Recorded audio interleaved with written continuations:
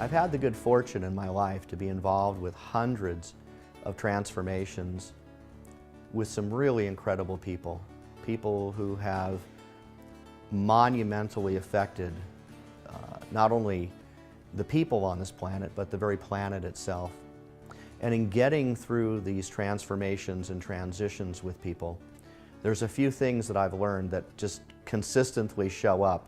In fact, they're so consistent that it's in every single project, every engagement, every endeavor that I take part in. The first thing I want to share with you about that is this: vision, clarity of vision, knowing what you want. The more clear you are about what you want and why you want it, the better off you're going to be, the better, the easier, the faster the journey is going to be. If you're living in a state of high ambiguity and you're not really sure what you want, it's going to be really difficult to overcome the next two things that are virtually always present in every project, in every transformation, in anything you want to do moving forward. And they are these things. There will be resistance. Resistance can come from within yourself, some self-defeating beliefs that maybe you feel like you're not good enough, you're not smart enough, you're not good-looking enough, you're not intelligent enough, you don't know the right people, you don't travel in the right circles, you weren't born on the right side of the tracks. Those kinds of self-defeating beliefs are a form of resistance that come from within. And then there's resistance from the outside.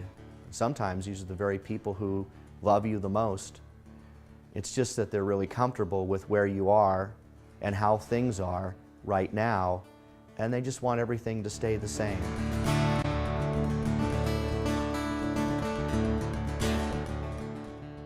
Nevertheless, so many of us try to hold on to what we perceive as comfortable, what is safe, what is secure. Even if it isn't so safe and secure, even just the illusion of it, we'll hold on to it.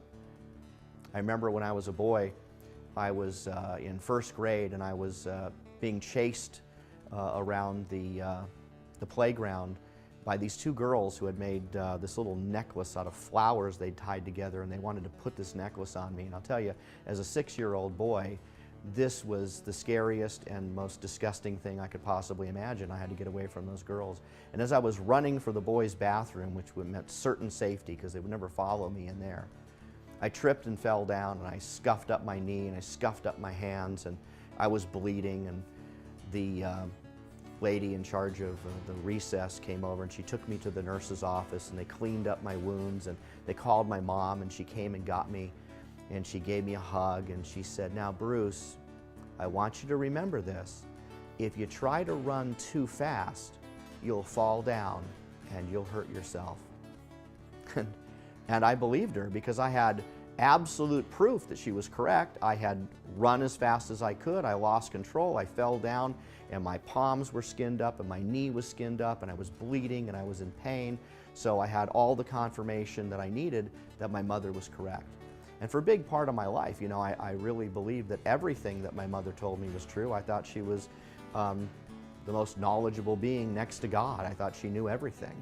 It wasn't until later that I discovered that maybe my mom didn't really know all that much, but I remember that when I was in 8th grade, I had some friends who were very, very fast. And when you're a boy growing up in America, there's a lot of pressure to try to be the fastest kid in your class or the strongest kid in your class, or just to try to be the best at something.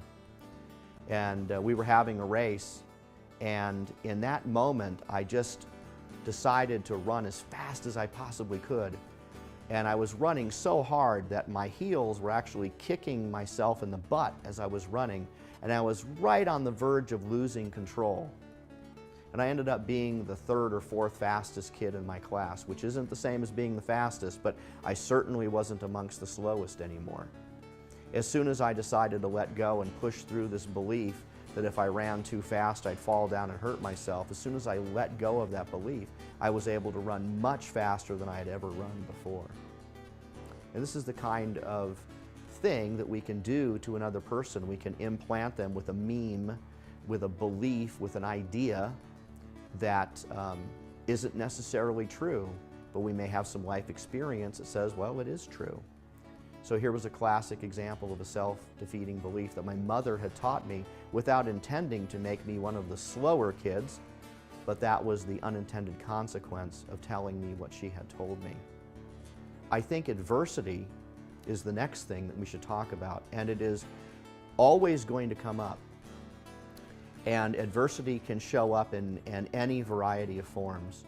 One of my clients was going through the strategic planning process with me, and he wasn't doing very well in the process. He didn't seem very focused, and he was really, really struggling. And finally, he came clean and told me that he had a hole in his heart, and that he needed to have surgery, and because of this condition, he wasn't really able to focus, and he had no energy and so forth. So we weren't able to continue the process with him until after he went and fixed that adversity that he was stricken with.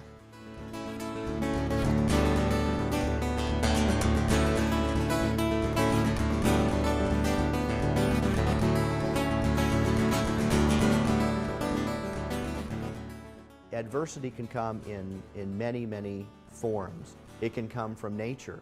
You can be in the process of growing a thriving business and a hurricane can come in and wipe it out, or an earthquake or a tsunami can destroy it. There are forms of adversity that are very, very real and very, very powerful. And this is the thing that I've learned over my years of literally hundreds of successful engagements.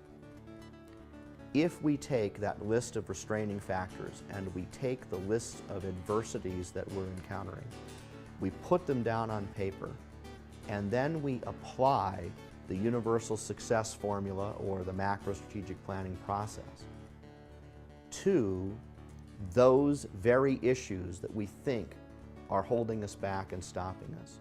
In virtually every single circumstance, we've been able to find one or more powerful and exciting ways to overcome those adversities, to break free of the restrictions, and to get from where we are to where we want to be. There's an old Russian proverb, and it goes like this: "That which does not kill us only makes us stronger." And if you can wrap your mind around that particular belief and make it part of who and what you are, you will find the courage, the tenacity, the willpower, the inner strength, whatever you want to call that, to enable and empower yourself to move above and beyond the restrictions and the adversities that will always show up. They will always be present. It's a yin and a yang. The whole world is built that way, opposing forces.